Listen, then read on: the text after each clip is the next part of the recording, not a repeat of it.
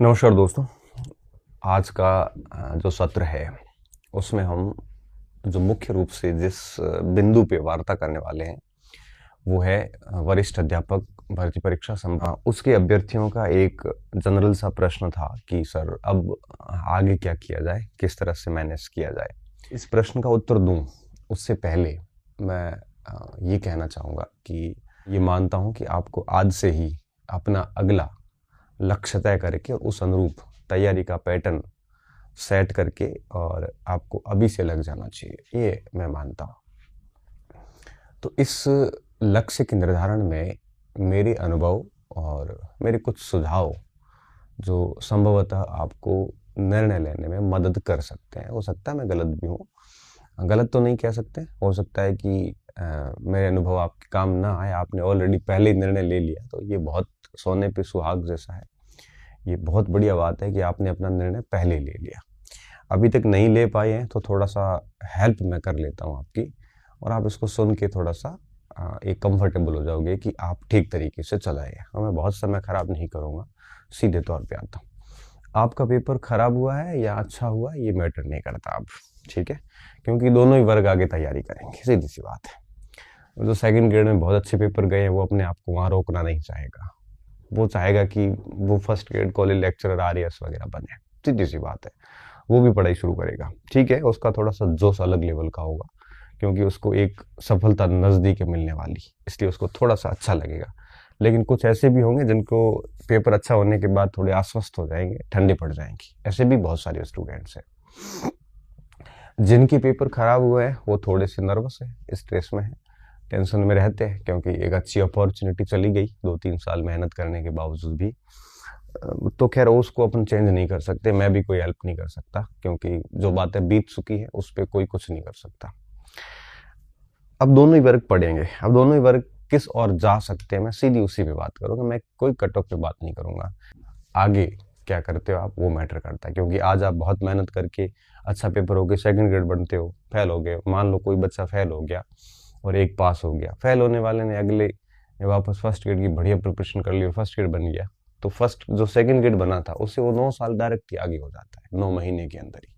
तो मैटर नहीं करता मेरे लिए सफलता या असफलता, क्योंकि सफल होने वाला भी मेहनत करेगा, असफल होने वाला कब तक असफल होगा, वो भी आगे किसी बड़ी एग्जाम में सफल हो गया तो सारी चीजें वो वापस बैलेंस हो जाती है, ठीक है। अब आपके सामने क्या विकल्प है, देखिए हमारे सामने क्या विकल्प हो सकते हैं, ठीक है। अब मोस्टली जो बच्चे हैं वो तो विकल्प रखेंगे स्कूल व्याख्याता का, ये वैकेंसी का विकल्प रखा जाएगा, अभी ये गजब का चल रहा है इस समय, पहला। दूसरा हो सकता है आपके सहायक आचार्य या असिस्टेंट प्रोफेसर जिसे हम कहते हैं, इसका एक ये भी विकल्प हो सकता है, मैं सभी पर चर्चा करूंगा। इसके अलावा एक आरएएस और एसआई ये भी चल रहा है, और चौथा वापस सेकंड ग्रेड या आप उसको वरिष्ठ अध्यापक कह दो, और है ना, और अध्यापक, ठीक है। अब मोटे तौर पे देखो बहुत सारे और भी विकल्प है, केवी वगैरह की वैकेंसीज वगैरह वो भी विकल्प है, वो भी है, तो मेरी नज़र में है नहीं वो, क्योंकि मोस्टली सारे बच्चे इन चार में से कंफ्यूज हैं, ठीक है। अब मैं एक एक बिंदु पे चर्चा करूंगा, आप फिर इसको सुनने के बाद अपना एक निर्णय ले लेना। पहली बात तो मैं ये कहूँगा, सभी की तैयारियां एक साथ होती नहीं है, ठीक है। व्याख्याता और सहायक आचार्य की तैयारी एक साथ की जा सकती है, इन दोनों की तैयारी एक साथ की जा सकती है, इन दोनों की एक साथ की जा सकती है, ठीक है। तो आप ये मत करना कि व्याख्याता और आरएएस को साथ में करें या इसको साथ में करें, ऐसा पॉसिबल नहीं है। कंपटीशन के बदलते इस दौर में जब सारी चीज़ें बदल गई, सिलेबस भी 30-40% मैच करते हैं, बाकी अलग अलग है, तो ऐसी स्थिति में अब एक साथ दो परीक्षाओं की जिसकी पैटर्न परीक्षाएं पाठ्यक्रम भिन्न हो, और रिस्क नहीं लेना चाहिए, ऐसा मैं मानता हूँ। फिर भी आप अपना निर्णय ले लीजिएगा। अब मैं सबसे पहले आऊँगा उस पर कि व्याख्याता किसको करनी चाहिए। देखो अगर आपका एमए हो चुका है या आप एमए फाइनल ईयर में है ना, आपका प्रीवियस का रिजल्ट आ चुके हैं, फाइनल में आप पढ़ रहे हैं, तो मेरे अनुसार आपको, और पहले भी आपने अगर इसकी तैयारी करी है, 40-50-100 नंबर पीछे रहे हैं, ठीक है, पहले भी अगर इसकी तैयारी की है और आपका एमए प्रीवियस हो चुका है, ऐसा नहीं अभी इस साल एमए का फॉर्म अभी भरा है, फॉर्म भरा है तो थोड़ा सा गड़बड़ हो सकता है, क्योंकि अब इसकी जो एग्ज़ाम्स हैं व्याख्याता की, ये अनुमानित है कि आपके अक्टूबर में अगर वैकेंसी आती है तो इसका एग्ज़ाम अगले साल जाके जून जुलाई में हो सकता है, ठीक है, मैक्सिमम माने तो। लेकिन इस साल जिसने एमए का फॉर्म भरा है, जैसे अभी 2023 चल रहा है जून जुलाई, तो उसका एमए कब होगा? उसका एमए होगा आपके 25 में जाके, और इतनी वैकेंसी लेट होगी नहीं, तो आप अपात्र हो सकते हैं। लेकिन जिस किसी ने प्रीवियस कर लिए 22 के बैच के स्टूडेंट है, वो 24 में हो जाएंगे। तो मैं मानता हूँ जिसने भी 2022 में एमए में एडमिशन ले लिया था या उससे पहले लिया तो खैर वैसे ही दिक्कत नहीं है, उन बच्चों को तो वो तो सब पात्र हो जाएंगे, ठीक है। और पहले भी किसी ने की है तो वो तो वैसे ही पात्र है, ठीक है। और बीएड का भी वही बिंदु है सेम, कि जिसका भी 2024 में पात्रता पूरी हो रही है वो तो सभी करनी चाहिए, क्योंकि आरपीएससी की कार्य प्रणाली है। जून जुलाई में भी हो सकता है, थोड़ा सा मामला इधर उधर हो तो आगे भी जा सकती है। तो इस स्थिति में आपके लिए बहुत अच्छा ऑप्शन है ये, ठीक है। अगर आप पोस्ट ग्रेजुएट है, पहले आपने किसी की तैयारी करी है और आपको इसकी करनी, हाँ कुछ ऐसे बच्चे जिन्होंने पहले नहीं की है लेकिन उनको रहना शिक्षा में ही है, तो उनके लिए बेस्ट ऑप्शन है, ठीक है। आगे वैकेंसी आने वाली, और इसकी जो तैयारी है बहुत बढ़िया तैयारी, आप मान के चलिए 10 से 12 महीने में अच्छी तैयारी हो जाती है एक नए बच्चे के लिए जिसने कभी कुछ नहीं पढ़ा हो। 10-12 महीने क्यों कह रहा हूँ, क्योंकि अगर वो किताबें लेके बैठता है, चाहे कोई ऑनलाइन कोर्स लेके पढ़ता है, तो जैसा मैंने देखा है, जैसे मैं मेरी बात करूँ फर्स्ट ईयर की हिस्ट्री की, तो हिस्ट्री का जो मेरा ऑनलाइन बैच है उसमें लगभग 600-650 क्लासेस है ना। अगर राजस्थान हिस्ट्री कल्चर की क्लासेस छोड़ दें तो 500 क्लासें ही हैं। अब राजस्थान हिस्ट्री कल्चर की क्लासेस छोड़ दे तो 500-550 होगी, ज़्यादा नहीं होगी। राजस्थान हिस्ट्री कल्चर बच्चे जनरली वीडियो देखते नहीं, किताबी देख लेते हैं, उन्होंने बहुत पढ़ रखा है। अब डेली वो 5 से 6 क्लासेस पढ़ के अगर लिखता है तो 100 दिन में वो बच्चा कोर्स कर लेता है, लिख लेता है आज से। फिर उसके बाद 100 दिन मतलब आप कर लो 4 महीने, और फिर आगे 5 से 6 महीने उस रजिस्टर का 3 से 4 बार बड़ी आराम से रिवीजन कर लेता है, 5-7 बार कर लेता है, तो 6 और 4 10 महीने में कोर्स हो जाता है। तो 10-12 महीने में ये कर सकते हैं। अब चल रहा है जुलाई, पूरा हो गया, सॉरी, अगस्त सितंबर अक्टूबर नवंबर दिसंबर, 5 महीने इस साल के पड़े हैं और 5 एक महीने आगे मिल जाएंगे, तो 10 महीने अभी आपके पास है। एक फ्रेशर बच्चा इसको प्राप्त कर सकता है, ये सब मैं मानता हूँ। उसको पहले सब्जेक्ट अच्छा करना चाहिए, क्योंकि फर्स्ट पेपर आपका ठीक है। ठीक क्यों है? 15 नंबर का राजस्थान हिस्ट्री कल्चर आपके पढ़ा हुआ है, 15 सवाल का, 10 सवाल का राजस्थान ज्योग्राफी पढ़ा हुआ है, 5 साल की राजस्थान पॉलिटी पढ़ी हुई है, करंट अफेयर्स पढ़ा हुआ है आपके, हिंदी पढ़ी हुई है आपके, 50 नंबर का सिलेबस मोटा मोटा आपके पढ़ा हुआ है। उसको भर्ती के बाद आप तैयार कर लेना, लेकिन वैकेंसी जब तक नहीं आती है तब तक आप फर्स्ट पेपर को बढ़िया, सॉरी सेकंड पेपर को बढ़िया तरीके से बैठ के तैयार कर लीजिए। साइकोलॉजी आपकी पढ़ी हुई है, क्योंकि आपने सेकंड ग्रेड दिया है, तो उसमें मुझे दिक्कत लगती नहीं है। तो आज अगर एक नया बच्चा लगता है तो 8-10 महीने में व्याख्याता बनने की दौड़ में आ जाता है, और इतना आपके पास टाइम है। अब आप दौड़ते किस स्पीड से हो ये आपके ऊपर मैटर करता है, ठीक है। अगर आप ढीले ही है, हजारों जगह भटके हुए हो, अटके हुए हो, लटके हुए हो, कहीं कहीं पे फंसे हुए हो, तो फिर होगा नहीं।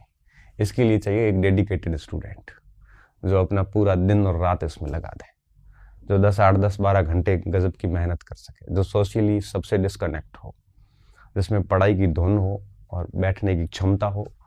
बातें बनाने की बात नहीं है, मेहनत करने की किसी के पास अगर मादा है तो वो कर सकता है, ये एक ऑप्शन है। दूसरा है सहायक आचार्य। देखो इसके एग्जाम आरपीएससी ने अक्टूबर में प्रस्तावित रखी है, अक्टूबर इस महीने, पॉसिबली हो भी जाएंगी, तो भी 2-2.5-3 महीने में आप ज़्यादा कुछ कर नहीं पाओगे, सीधी सी बात है, ठीक है।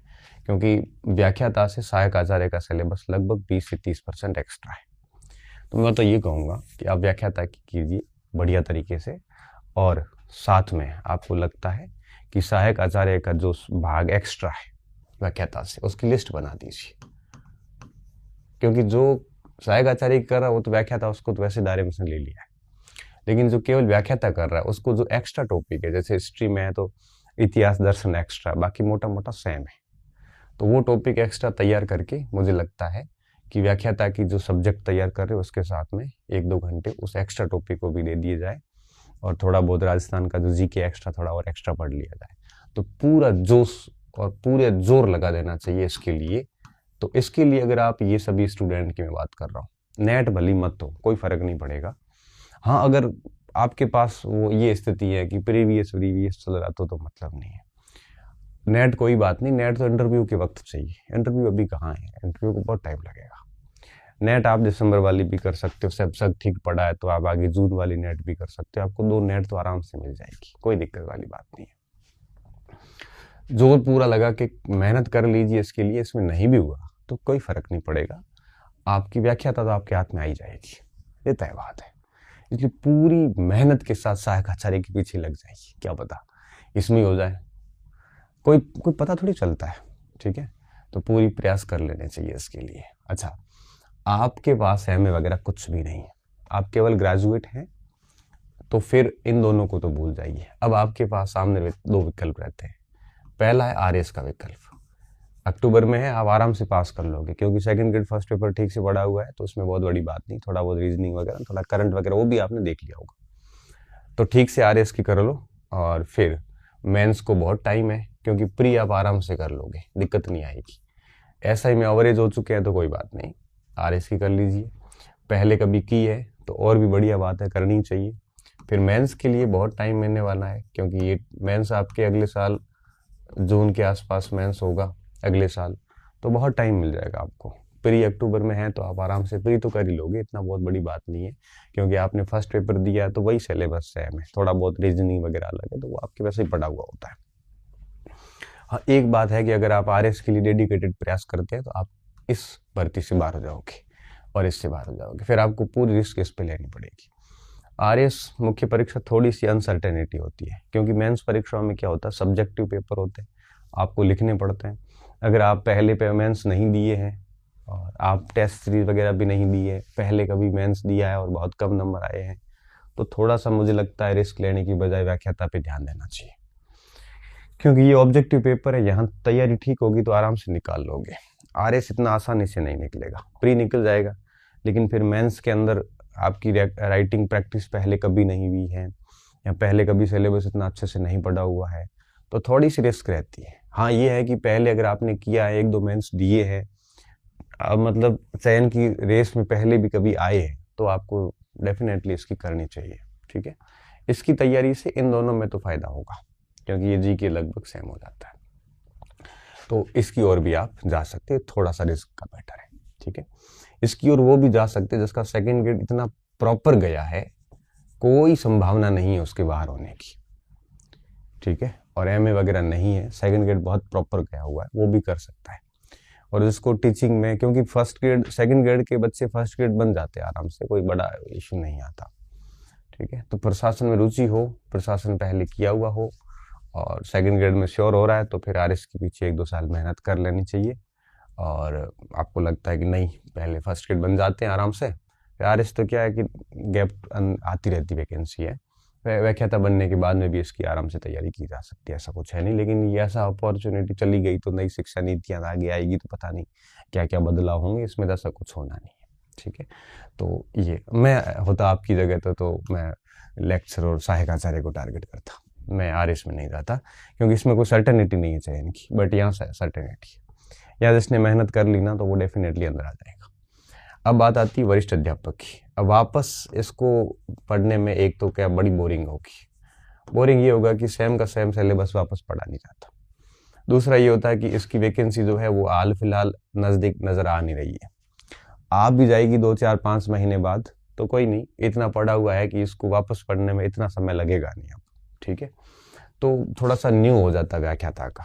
और आपके पास एमए नहीं है तो कोई बात नहीं, आप आरएस की तैयारी करके दे दो, आरएस दे दो, लेकिन वापस यही किताबें लेके और वापस बैठोगे ना तो वो ना तो जोश आएगा, ना जुनून होगा, ना कुछ नयापन होगा। ठीक है, उबाऊ बड़ा बोरियत सी हो जाती है। तो वापस इसकी बजाय आप इस पे ध्यान दोगे, आरएस पे या इस पे, तो ज़्यादा बेहतर रहेगा। ठीक है, तो सभी को शुभकामनाएं, आप लेक्चर पे बढ़िया तरीके से लग जाइए और साथ में थोड़ा बहुत एक्स्ट्रा जो टॉपिक्स हैं कॉलेज लेक्चरर और व्याख्याता के स्कूल व्याख्याता के, तो उनकी लिस्ट बना के उस पर भी थोड़ा सा जोर लगा दो, क्या पता ये हो जाए। ऐसा कोई बहुत बड़ी बात नहीं है, बड़े आराम से होते हैं, सिलेक्शन होती है, हम लोगों की हुई है। मेरे टाइम में बताऊं तो स्कूल लेक्चर का मेरा पेपर था, मुझे डेट एग्जैक्टली याद नहीं है, यहाँ 16 जुलाई था या 17 जुलाई था, मैं मेरी बात कर रहा हूँ, 17 जुलाई 2016, ठीक है। और प्रोफेसर का मेरा पेपर था 4 जुलाई था या 5, जो भी है, डेट पता नहीं, महीना कन्फर्म है, 2016। मतलब मुश्किल से 10 दिन का फर्क था दोनों के बीच में, और मेरा दोनों में सिलेक्शन हुआ था। इसकी 13वीं रैंक थी, इसमें 33वीं रैंक थी, बहुत आराम से सिलेक्शन हो गया। और दोनों पेपर मेरे एक साथ थे। और आरएएस का जो था वो इन दोनों से थोड़ा सा पहले, ये था मेंस मेरा अप्रैल के अंदर, वो भी मुझे याद है 10 से 14 अप्रैल के बीच में था। पहले एक दिन में एक पेपर होता था, तो ये तीनों पेपर मेरे उस समय हुए थे, ठीक है। ऐसी सेम स्थिति थी और मैं उस समय वरिष्ठ अध्यापक लगा हुआ था पहले से। तो मैं लगा हुआ था, तो मैंने क्या किया, पहले अप्रैल में आरएएस था तो आरएएस की तैयारी करके दे दिया, तो ठीक है। उसके बाद में मई जून 2 महीने बचे थे, तो मई जून के अंदर 2 महीनों में मैंने हिस्ट्री ढंग की तैयार कर ली। और हालांकि सहायक आचार्य में मैं इतिहास दर्शन वगैरह नहीं कर पाया था, क्योंकि इतना टाइम नहीं मिला, इतना कंटेंट भी उस समय नहीं था हमारे पास में। जो भी था, हमारा सिलेक्शन दोनों में हो गया था आराम से, ठीक है। और आरएस में नहीं हो पाया उस समय, क्योंकि इतनी बढ़िया थी नहीं कि सिलेक्शन हो जाए, और फाइनली सिलेक्शन नहीं हुआ इसमें, और ये दोनों हो गए थे। तो इस तरह से आप मैनेज कर दो तो आपका आराम से हो सकता है, ऐसी कोई बड़ी बात नहीं है, ठीक है। लेकिन ये है कि एक के बाद एक टारगेट हिट करिएगा, एक साथ लेके मत चलो। तो अगर इस साथ जाते हो तो इसको दोनों को हिट कर सकते हो एक साथ, लेकिन इस पे फिर माथा बड़ी मत करना। इस पे करते हो तो ये सब छोड़ देना, केवल यही करो, फिर सब एक साथ नहीं हो पाते। हाँ, लेकिन ये हो सकता है कि भाई नहीं, मुझे कोई व्याख्याता लगा हुआ है तो उसकी कहानी अलग है, फिर उसके लिए मैं ये बात ही नहीं कर रहा हूँ। व्याख्याता क्या कर सकता है, 8-10 घंटे इसकी कर सकता है, 1-2 घंटे करके आरएस प्री निकाल लेगा, फिर अक्टूबर में ये देने के बाद इस पे मेंस पे लग जाएगा, ठीक है। स्कूल लेक्चर कोई लगा हुआ है तो उसके लिए तो चलो ये वीडियो काम का ही नहीं, ये वीडियो उसके काम का है जो 3rd ग्रेड और 2nd ग्रेड की प्रिपरेशन से अभी फ्री हुए हैं, ठीक है।